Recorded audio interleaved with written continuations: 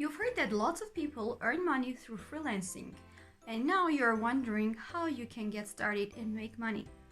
If yes, this video is for you. Hey everyone, my name is Sirarpi. I'm a top-rated, verified freelancer on Upwork with 100% success score. I have been a freelancer for more than 2 years, and in my channel I'm going to share lots of tips and tricks about freelancing. So make sure to subscribe to my channel, click the bell icon to get notified every time I upload a new video about freelancing. When I got started with my freelancing career, there wasn't anyone who I could turn to, who I could ask questions whether or not I'm doing right or wrong. So I had to make lots of research, try out things to see what works and what doesn't. Now, to make your job easier, to help you guys start easily, I created this video and 6 actionable steps that I'm going to tell you that will help you get started faster. So number 1 is find the right freelancer website. Upwork, Freelancer, Fiverr, these are the top 3 freelancing websites you would like to check out because there are lots of clients there, and of course the competition is going to be high, but these are the top 3 that you can get started with. Now, you want to register to all of the 3 and understand which one works best for you, because now, for example, Upwork limits the number of freelancers they accept to their platform because of the competition and lots of stuff like that. So you want to check out all of the 3 websites and determine which one is better for you. And if you don't want to work with freelancing websites, you can go to LinkedIn, create your profile if you don't have one already, and let the world know, let recruiters know that you are looking for freelancing opportunities. But why I specifically like Upwork is because Upwork has payment protection, and if as a freelancer you've done your job, you are actually protected of not getting paid. And if you don't have a contract with a client, you might get scammed and no one can help you with that. Number 2, determine what you are good at.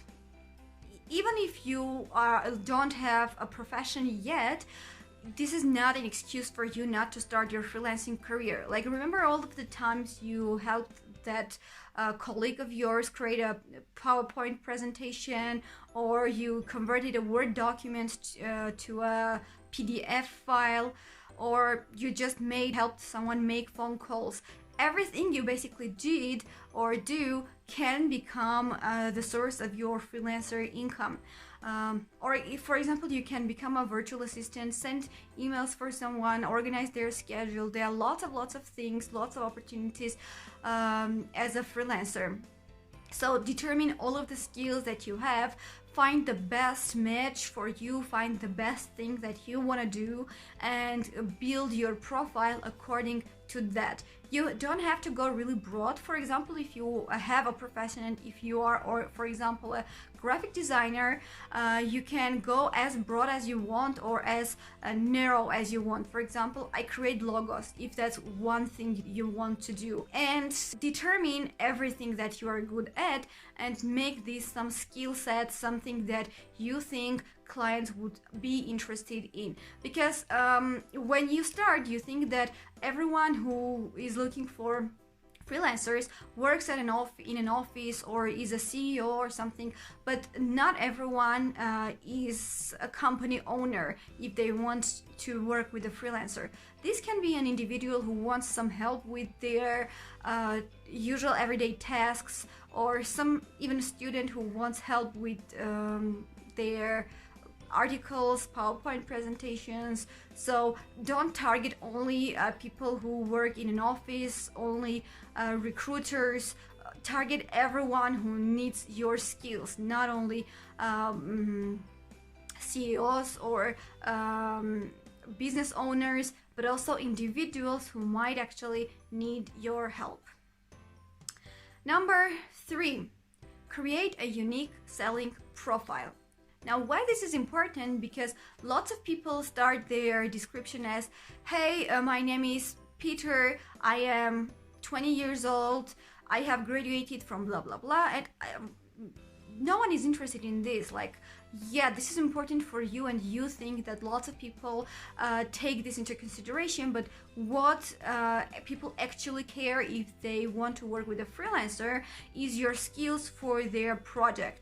For example, you can start, I am a digital marketing specialist, I like doing social media, and list your experience if you have any. If not, create some by doing like work for yourself, or working for some friends if you have any. So basically what a client wants to see is whether or not you have experience, or what is your experience limited to. And of course some examples. If you can provide some job examples or some company names that you worked for, this is great. Don't go too broad by talking about yourself, about your like hobbies, or how old are you, where you graduated, what you did. Be specific about the skills that you have for the project, or in general for the clients to understand that you are skillful. So don't go broad, and start creating a unique profile. If you want to be conversational, do that. Don't limit yourself. Like for example, once I came across a profile description, it was like, hey, you saw you wanted to check out my profile, thank you for that. And that was like conversational, that was kind of personalized, and I liked it. Number 4, determine your hourly rates.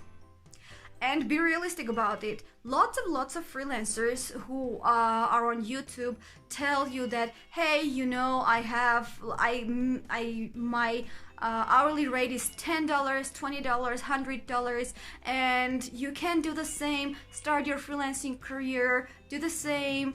You can earn as much as you want. Don't work with low rates. Now, if you are just starting, this is not possible for you. And when I was watching these kind of videos, it was really stressful, because when you get started and when you keep your rates high, there is no possibility for you to land a good job. Why? Because on such websites, freelancer websites, your previous job experience when you worked for that website is seen on your profile. And if you don't have any, the client doesn't know what kind of feedback you got, what's your experience. Even if you are really experienced outside of that platforms, you still have to prove the clients that you are worth their time and their money. You can do the job at your best. So don't listen to people who tell you do not work for low rate or stuff. If you really want to start, you have to be prepared to work for the minimum hourly rate. For example, on Upwork, the minimum is $3 per hour, and this is the amount of money I got started with. Why? Because I wanted to have this first 2, 3, 5-star rating and a good feedback, so that other clients can see I can do a good job and I am really experienced. So be realistic about your rates. You even want to make kind of competitor research and see what others with your skills earn, what is their hourly rate, because there can be people who are really skilled and who are kind of ready to work with lower rates. And if you are starting, you have to be ready to work for the lowest rates, and then you can like make your rates higher. But at the beginning, don't listen to people who tell you that you specifically have to start like with $10, $20, and you don't have to work for like low rates. Like this wasn't the case for me. I was really skilled and I had lots of experience outside Upwork, but on Upwork I had to prove the clients that I can do the tasks that I am given, and it really worked. The first like 5 ratings from clients was a 5-star rating, and due to these clients, due to the my readiness to work with $3 per hour, helped me become the top rated freelancer that I am now. And I actually owe a lot to these clients who gave me this opportunity. So at the beginning, concentrate on the opportunity that the client gives you to get started. Number 5, be ready to do a test task for free. You already heard that lots of people tell you not to work with the minimum hourly rate, and you might also heard that people tell you not to work for free. I agree with this. You don't have to do lots of things for free. There are clients who are actually scammers and will ask you to do a lot of things for free. Then they will be like, you know, you are like in top 3 of our shortlisted freelancers, and now we are going to give you this big task. If you complete it, you will become you will be hired. But don't listen to such clients. If you, for example, write content and they ask you to write a full content with like 1,000 words, don't do that. The maximum should be 150 words. The clients can already know what you are capable of. Why you want to do a test task for free is for the client to actually understand if you can do the project for them. Maybe you are skilled, but they want specifically to understand how good you can be for their project.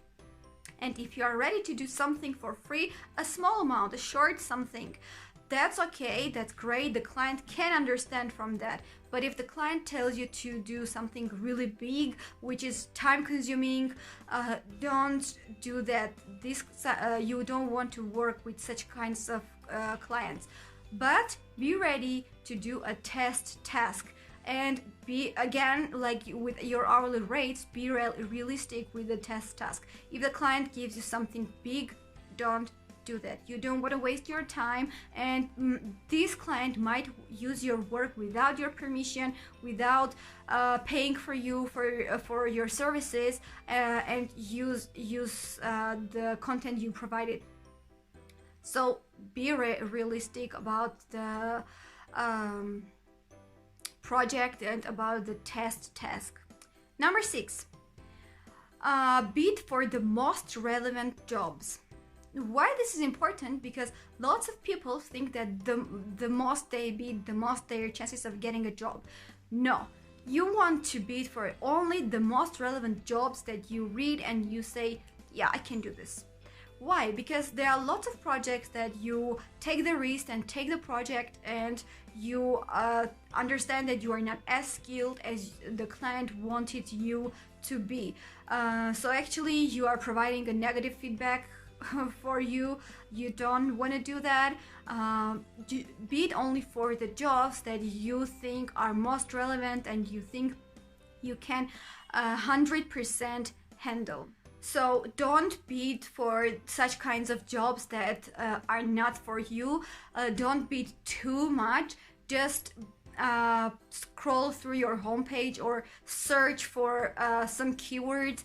It doesn't have to be, again, it doesn't have to be something really big. It could be something small. For example, create a logo, convert a Word document, or anything that you're good at. Search for such kinds of keywords and understand which job is lately posted. Understand if this is something you can do, and then bid for these projects. And when you do, make sure to provide information that the client will see you are skilled, not generic information about yourself, but your skills for that particular project. Because lots of freelancers have a template of cover letter that they send to every client, and the client is not stupid. They can understand that you even sometimes you even didn't even bother to read the whole description and sent them a cover letter which was already prepared and sent to thousands of people.